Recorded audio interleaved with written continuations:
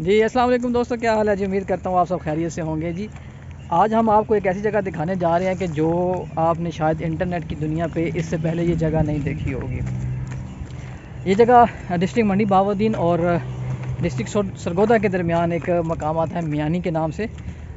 उसके साथ ये एक टीला मौजूद है और इस टीले के ऊपर 5 कबूर हैं जिनके बारे में कहा यह जाता है ये इस टीले को टिब्बा पंज असहाब के नाम से जाना जाता है। लेकिन कोई भी ऑथेंटिक हिस्ट्री जो है वो इस टीले की नहीं है किसी के पास भी, और ना ही किसी को पता है कि इसकी असल हकीकत क्या है। लोग यहाँ पर आकर क्या करते हैं ये भी अभी चल के आपको दिखाता हूँ। आप देख सकते हैं कि मेरे पास सारे बच्चे भी आ गए हैं। घर से निकलने लगा तो उन्होंने कहा जी कि हमने भी जाना है। मैंने कहा ठीक है जी, आ जाएं आप भी। तो ये देख सकते हैं आप, थोड़ी सी चढ़ाई चढ़ के ऊपर आना पड़ता है और ये एक टीला सा है और इस टीले पर 5 बहुत ही कदीम जो हैं वो कब्रें हैं, वो भी आपको मैं दिखाता हूँ। और बड़ा पुरअसरार टीला है ये। इसके बारे में काफ़ी सारी जो हैं वो बातें मशहूर हैं, लेकिन मेरी ये कोशिश होती है कि कोई भी गलत बात कन्वे ना की जाए, मिसगाइड ना किया जाए, और कोई भी ऑथेंटिक और तस्दीक शुदा जो बात होती है वो आवाम तक पहुंचाई जाए। तो लेकिन इस हवाले से जो तासुरात कायम किए जाते हैं ना इस जगह के हवाले से, वो मैं आपको इंशाल्लाह साथ साथ बताऊंगा कि लोग क्या कहते हैं कि इस जगह के बारे में। ये देख सकते हैं आप, जगह जगह पर ये वण के दरख्त हैं। इसको वण शरीफ कहा जाता है और इसको वण शरीफ इसलिए कहते हैं कि ये अमूमन आपको दरबारों के पास, कब्रिस्तानों में, ऐसी जगहों पे ये आपको मिलेगा। और ये अगर आपका कहीं जाना हुआ हो पाकपतन शरीफ, तो आपने देखा होगा बाबा फरीदुद्दीन गंज शकर रहमतुल्लाह ताला अलैह के मज़ार पर भी ये वन शरीफ मौजूद है, जिसके बारे में कहा जाता है कि वो जब जंगल में इबादत किया करते थे तो इसके पत्ते खाकर गुज़र बसर करते थे। तो ये वो टीला है, थोड़ी सी चढ़ाई चढ़ के वहाँ से हम आए हैं। तो ये देख सकते हैं कि पूरे टीले के ऊपर इस तरह के ये कंकरियाँ मौजूद हैं, ये आप देख सकते हैं। अब इन कंकरियों के बारे में जो कोई भी पक्की किसी के पास भी कोई तस्दीक नहीं है कि ये कंकरियाँ कहाँ से आती हैं और ये इनका क्या किस चीज़ से ताल्लुक़ है। वैसे जो लोग इसके बारे में कहते हैं वो ये कहते हैं कि ये पत्थरों की शक्ल में जो है वो अजाब जो है वो नाज़िल हुआ था, लोगों का ये कहना है। मैं आपको बता रहा हूँ कि इसकी तस्दीक नहीं है, लेकिन लोगों का जो तासुरात हैं वो हैं। और इसके अलावा जो इस टीले के बारे में मशहूर है, मैं आगे जाके भी आपको कबूर भी दिखाता हूँ। बहुत लंबी कब्रें हैं यहाँ पर और लोग वहाँ पर आकर क्या करते हैं वो भी मैं आपको आगे चल के दिखाता हूँ। तो इस टीले के बारे में ये देख सकते हैं आप, इर्द गिर्द और कोई ऊंची जगह नहीं है और इस टीले पर जब आप चढ़ते हैं तो ये नीचे सारा जो है वो माहौल आपको नज़र आता है। इसके अलावा कुछ लोग जो है वो इस टीले के हवाले से ये तासुर रखते हैं कि इस टीले के ऊपर जो है वो जिन्नात का बसेरा है। और कुछ लोगों का कहना ये भी है कि ये टीला जो है ये एक यहाँ पर एक बस्ती हुआ करती थी और जिसको कि उल्टा दिया गया था और उसके बाद ये टीला यहाँ पर जो है वजूद में आया। और इसके बाद ये कहा यह जाता है इस टीले के बारे में कि ये आपने को मैंने वन का दरख्त दिखाया है, इस वन के दरख्त के पीछे जहाँ से ये टीला शुरू हो रहा है वहाँ से गवर्नमेंट ने कोशिश की थी कि क्रेनें लगाकर यहाँ से मिट्टी उठाकर इस टीले की जो है वो दूसरे जगहों तक पहुँचाई जाए जहाँ पर मिट्टी की ज़रूरत है।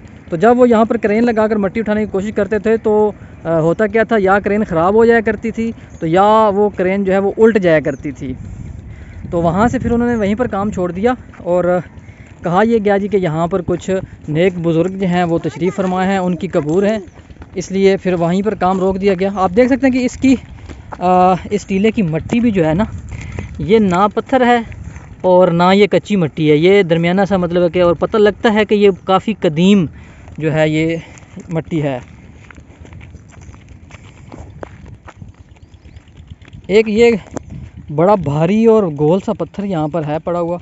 अब वल्लाह आलम ये किस मकसद के लिए है, और है भी काफ़ी पुराना, बहुत पुराना है, क्योंकि इसके अंदर जो ईंटें इस्तेमाल हुई हैं ना, ये अगर मैं आपको दिखा सकूं तो ये वही बारीक ईंटें हैं जो कि इससे पहले हम आपको तारीख़ी इमारतों के अंदर दिखाते आए हैं।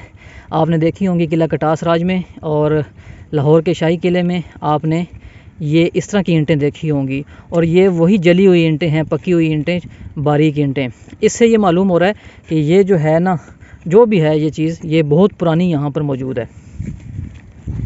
अभी मौसम भी माशाल्लाह बहुत प्यारा हो रहा है और बारिश का भी ख़तरा हो सकता है, और अभी हमें वापस भी जाना है, तो मैं आपको आगे भी इंशाल्लाह विज़िट करवाता हूँ जल्दी से। जी, तो अभी हम जा रहे हैं उस तरफ जहाँ पर वो 5 कबूर जो हैं वो हैं, और जिनकी वजह से इस टिब्बे को टिब्बा 5 असहाब का नाम दिया गया है। कुछ लोगों का कहना ये भी है इस टिब्बे के बारे में कि ये यहाँ पर जो कब्रें हैं ये किसी मतलब है कि किसी एक नबी का, मैं नाम मेंशन नहीं करूँगा, हो सकता है बात गलत ना हो जाए, किसी एक नबी के औलाद में से ये थे या उनके साथियों में से ये थे जिनकी कब्रें यहाँ पर हैं। पहले एक यहाँ पर मेन रोड पर बोर्ड भी लगाया हुआ था इस हवाले से, उस पर नाम भी लिखे हुए थे इन 5 असहाब के। तो लेकिन वो बाद में बोर्ड इसी वजह से उतार दिया गया कि अब उसकी कन्फर्मेलिटी नहीं थी कि वाकई ही ये ऐसा है या नहीं है, इसलिए फिर वो बोर्ड को बाद में उतार दिया गया था। तो ये आप देख सकते हैं इस वक्त हम पहुंच चुके हैं कबूर के पास। तो ये यहाँ पर मैं आपको जो 5 कब्रें हैं वो दिखाता हूँ कौन कौन सी हैं, और बहुत लंबी कब्रें हैं।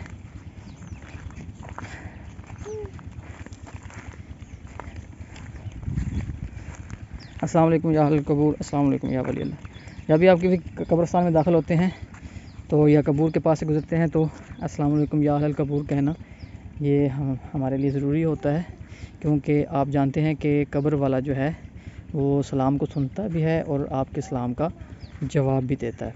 तो ये आप देख सकते हैं, ये लंबी लंबी कब्रें हैं। ये एक है, उसके बाद ये दूसरी, और उसके बाद ये तीसरी, और 2 कब्रें जो हैं वो इससे आगे हैं, वो भी मैं आपको दिखाता हूँ। ये आप देख सकते हैं, ये चौथी कब्र है और वो आगे 5वीं कब्र है। ये 5 कब्रें हैं इस टीले के ऊपर, और बहुत ही कदीम बड़े पुराने जो है ये वन के दरख्त हैं यहाँ पर, ये आप देख सकते हैं। और ये वन के दरख्त जो है, अगर इनके स्ट्रक्चर से अंदाज़ा लगाया जाए तो ये मेरे ख़्याल से इनकी उम्र ना करते भी हज़ारों सालों में है।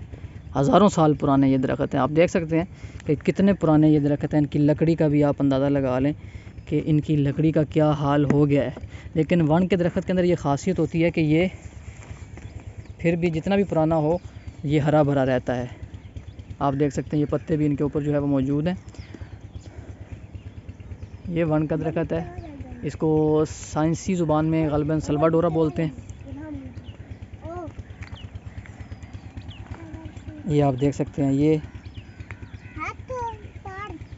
कब्रें हैं। एक जो चीज़ मैंने आपको वीडियो में ज़िक्र किया था कि मैं आपको बताऊंगा कि लोग यहाँ पर आकर क्या करते हैं, वो चीज़ अभी ये मेरे सामने है। ये देखें आप, ये झूले बांधे हुए हैं कपड़े के साथ। जिस तरह औरतें झूले बांधी हैं ना बच्चों को घरों में झूला देने के लिए, छोटे बच्चों को चारपाई के साथ कपड़ा बांध दिया जाता है, फिर बच्चे को उसके अंदर जो है वो डाल दिया जाता है, और फिर उसको बच्चे को उसके अंदर, जिसको आम पंजाबी ज़ुबान में जुलूंगी गालबन बोलते हैं, तो उसमें बच्चे को डाल के जो है वो झूला दिया जाता है। बच्चा जो है वो आराम से सो जाता है। तो ये इस तरह के झूले यहाँ पर बांधे हुए हैं दरख्तों के। अच्छा, अब इन झूलों का जो है वो मकसद क्या हो सकता है, मैं आपको बताता हूँ।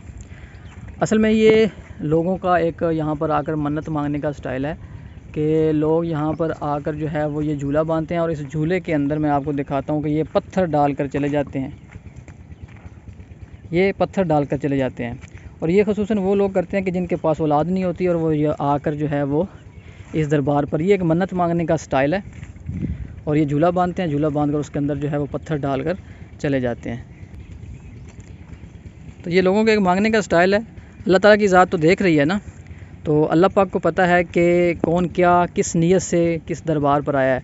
और हमेशा ज़हन में रखें कि हकीकी जो देने वाली ज़ात है वो अल्लाह ताला की ही है, और फिर आगे अल्लाह ताला ने वसीले पैदा किए हैं, और बुज़ुर्गों को अल्लाह ताला ने, औलिया कराम को, नबियों को अल्लाह ताला ने इख्तियारात दिए हैं कि वो फिर लोगों में जो है वो तकसीम करते हैं। तो ये उसी हवाले से जो भी यहाँ पर आता है और इसमें अगर वो इस नीयत से पत्थर डालता है कि या अल्लाह ये मैंने एक अपने मतलब है कि अपने दिमाग के मुताबिक एक मन्नत मांगी है, तो इन बुज़ुर्गों का सदका जो है वो हमारी गोद हरी कर दे। तो अल्लाह ताला की ज़ात तो जानती है कि किस नीयत से ये आया था, लेकिन कभी भी ये नीयत ना लेके आएँ कि आपके ज़हन में यही होना चाहिए कि हकीकी जो कुदरत और अल्लाह ताला की ज़ात ही इंसान को जो है वो दे सकती है। आगे ये तो नेक लोग हैं, अल्लाह ताला इनके दर्जात बुलंद फरमाए। ये लोग जो हैं ये आगे फिर अल्लाह ताला इनके वसीले से इंसानों को नवाजता है। तो ये यहाँ पर एक नहीं है, ये सैकड़ों की तादाद में यहाँ पर हैं जो झूले बांधे हुए हैं और बीच में पत्थर डाले हुए हैं।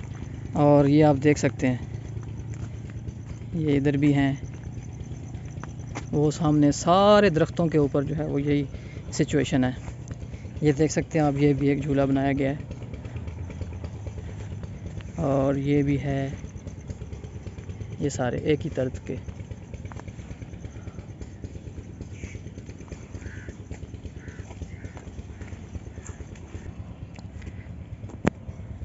तो ये एक पूरे सरार सा मकाम था जी हमारे इस इलाके में, तो मैंने कहा ये आपके साथ शेयर करना चाहिए। तो ये 5 कबूर थी जिनको इस टिब्बे को टिब्बा 5 असहाब के नाम से जाना जाता है और बड़ा ही कदीम ये मकाम है यहाँ पर। और लोग आते हैं बड़ी बड़ी दूर से, लोग जो जानते हैं इस जगह को, इस मकाम को, वो बड़ी दूर से आते हैं और यहाँ पर आकर अपने मन्नतें वगैरह भी मानते हैं, सलामी पेश करते हैं, दुआ करते हैं, फातिहा करते हैं।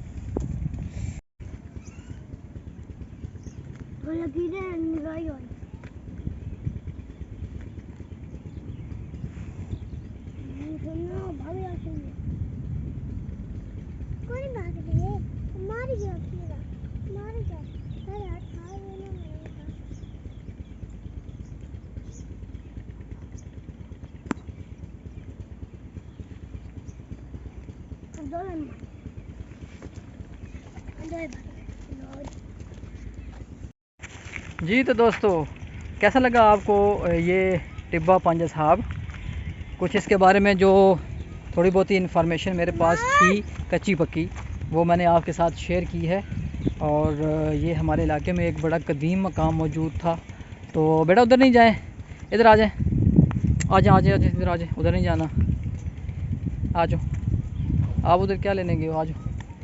तो ये बड़ा एक कदीम मकाम जो है ये हमारे इलाके में मौजूद था, जो कि यहाँ पर बहुत ज़्यादा पुरस्रार चीज़ें भी मौजूद हैं। जैसे कि मैंने आपको बताया है कि इस टिब्बे के ऊपर ये जो पत्थर मौजूद हैं, छोटी छोटी कंकरियाँ हैं, इनका कोई अता पता नहीं है कि ये कहाँ से आती हैं।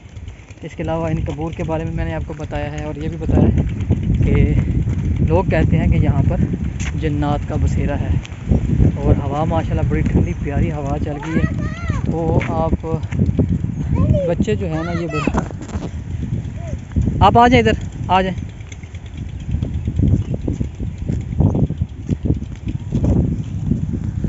दोस्तों किसी और वीडियो में इंशाल्लाह आपसे मुलाकात होगी, तब तक के लिए डॉक्टर मोहम्मद आसिफ सईद को दीजिए इजाज़त। अल्लाह हाफ़िज़।